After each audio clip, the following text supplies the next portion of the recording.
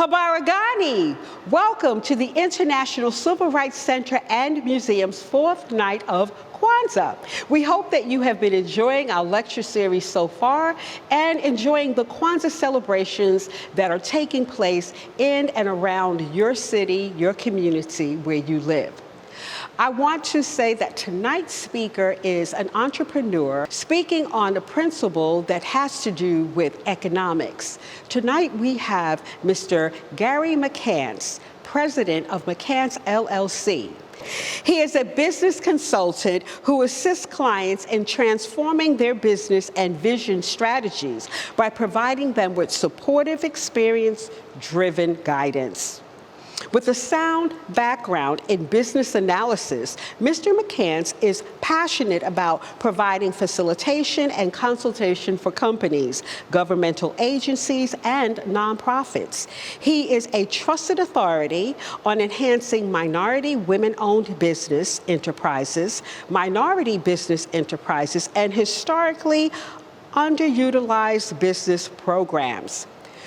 Through community outreach and focus group services, Mr. MCants can provide anecdotal and outreach services to various firms pursuing disparity studies. As an influential communicator, Mr. MCants has cultivated a substantial network of business and governmental leaders throughout North Carolina's Southeast region. Mr. MCants has served on many boards, and he has traveled abroad with a delegation of business owners to the United Kingdom, visited Kent and London, England, as a part of a business trade mission from the state of Virginia. The International Civil Rights Center and Museum is proud to present Mr. Gerry MCants, entrepreneur extraordinaire, speaking on the principle of Ujamaa, cooperative economics. One of the principles of Kwanzaa, which is really dear to my heart, it has been the essence of what I've done for the last 32 years in my business, publishing the Black Pages, working with Black-owned companies from Virginia, South Carolina, Florida, Georgia, and North Carolina. Cooperative economics, Ujamaa. Black Pages is a resource guide that I started about 32 years ago after I worked with one of the third oldest Black-owned newspapers in the country, the Journal and Guide. That gave me the platform and the enthusiasm behind getting started and going out on my own as an entrepreneur. This publication has helped so many people throughout the Southeast, from Florida to Georgia to South Carolina, North Carolina, and Virginia. Thousands of companies that we've talked to about how you advertise and market your business, how do you build a network. That turned in actually to having trade shows called the Black Expo, which we had a convention center where we invited vendors, 200 vendors at a time coming in different cities to showcase their products and their services, where corporations invested in this to reach African-American people and businesses. From a historical perspective, the Green Book has been very impactful. We were able to learn about publications like the Green Book and what it did for the community in the United States during times that Black Americans could not sit at lunch counters. I have to think about what it took for me when I started my company and the persons that I talked with and had conversations with and had dialogue with about business and what it meant for the Black Pages to be in these communities, from Florida to North Carolina, 12 cities in the southeastern part where 55% of the African American population resides in the United States. And I went in communities that I didn't know anybody in. I had to do my assessment, had to find out who the persons were in those communities that I needed to talk with. We were able to bring people together. This is the power of cooperative economics, Ujamaa.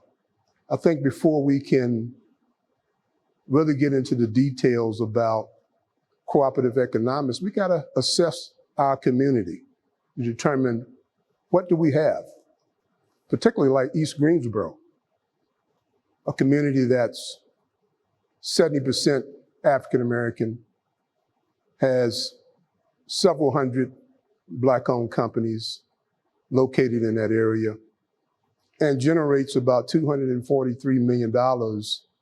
You have commercial property owners, you have doctors, you have lawyers, you have nonprofit organizations. You have North Carolina A&T State University, over 12,000 students, probably over 2,000 faculty members. Bennett College, a block away. We've got investment right now, $90 million engineering building that was just completed at North Carolina A&T. United House of Prayer just developed a $45 to $50 million condo project on East Market Street. There's another $60 million project being projected to be started on in 2023 that A&T's Real Estate Foundation is working on right now. Powerful pieces. The Nano Center sits in the heart of East Greensboro and District 1. We have a manufacturing company, Jeff Foster, Black-owned, manufactures plastic parts for Volvo and BMW and Merck. Sits right in the heart of East Greensboro, 50,000 square foot facility. There are so many things, doctors, lawyers, beauticians, barbers. There's everything there that we need. We just have to focus, come up with a design and a plan. Banks we have there. M&F Bank is sitting right in the heart of East Greensboro. You can leave the International Civil Rights Museum and you can count the number of businesses and commercial property owners that are African American.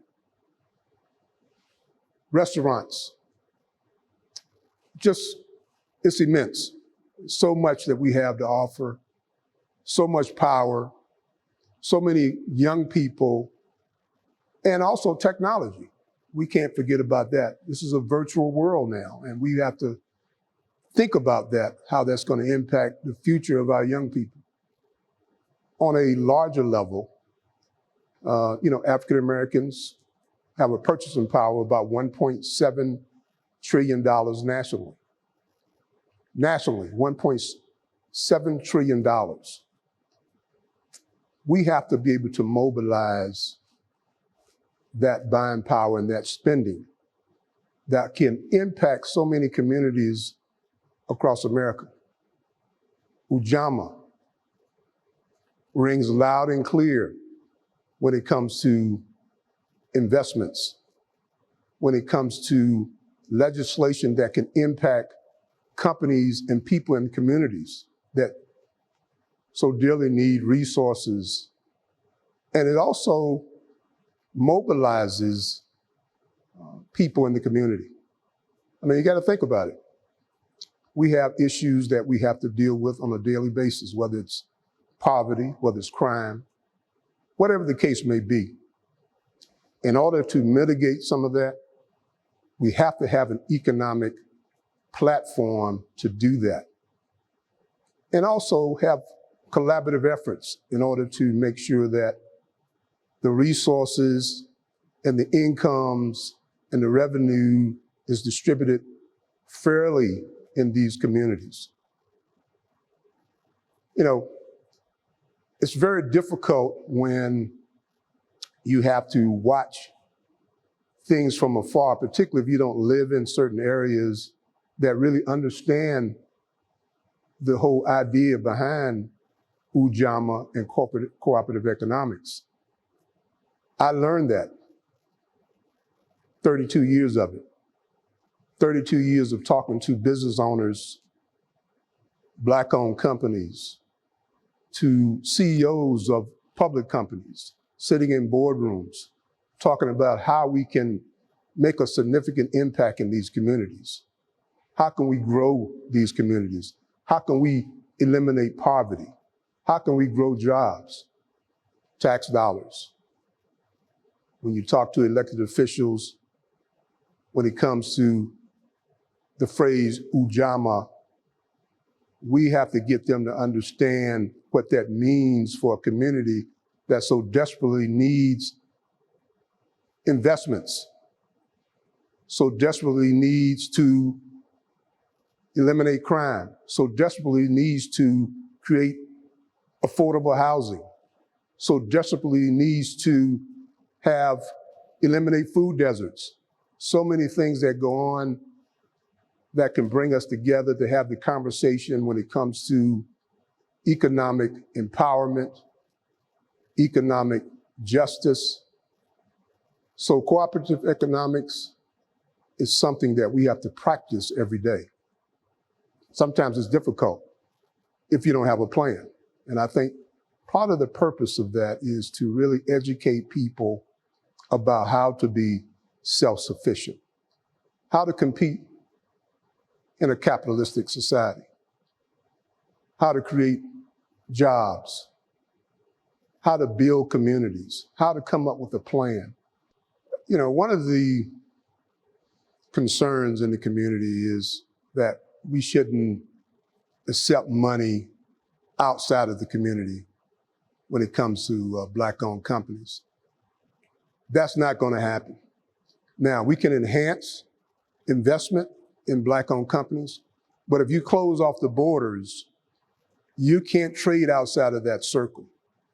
If you want to do business in Virginia or South Carolina or North Carolina, or if somebody wants to come here and do business, you can't close off the borders. You know, it is what it is. We pay taxes.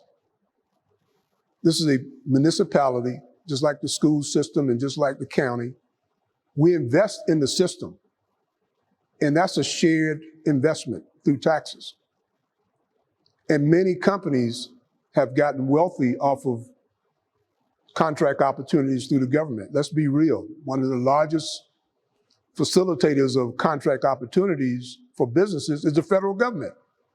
So how in the world can you not entertain or negotiate what's right for your community and what's right for a business owner? This is an opportunity that rings loud and clear for many of us. As a business owner that's trying to make a difference, this is what Ujamaa speaks to. The cooperative economics that is talked about, but we have to practice it. And we have to make sure that people understand what it is that they need to do to be cooperative amongst each other and collaborative amongst each other to make sure that they can strengthen their communities. For an example, the Greensboro Business League here, which I co-chair and co-founded along with Earl Jones here at the International Civil Rights Museum. Back in 2018, we started a conversation about tax dollars being allocated throughout the community, and less than 2% of all contracts from the city, county, and school system were going to Black-owned companies. Certainly there's a disparity. There's a deficit, because if we've got a $600 million budget, north of $600 million in the city, another $600-700 million with the county, another $600-700 million with the school system, you know, you're talking well over $1.78 billion that's being invested in our community, but we cannot practice cooperative economics if that money is not reaching the hands of Black-owned companies that solely need business opportunities, that need infrastructure investment in the communities, that needs training and development. That's cooperative economics, as I see it. Speaking about East Greensboro, again, 70% of the population is Black. Revenues generated by Black-owned companies in East Greensboro, north of $250 million. Tax dollars invested back into the city, 40 some odd million dollars. That's power. We've got organizations in Greensboro that spend millions and millions of dollars recruiting companies in to Greensboro. Millions of dollars. The state even gets involved to invest taxpayers' money 99.9% of the time behind these companies that will come in and provide jobs. And we have small businesses here with a minor investment could grow to the level and have a significant impact in our communities.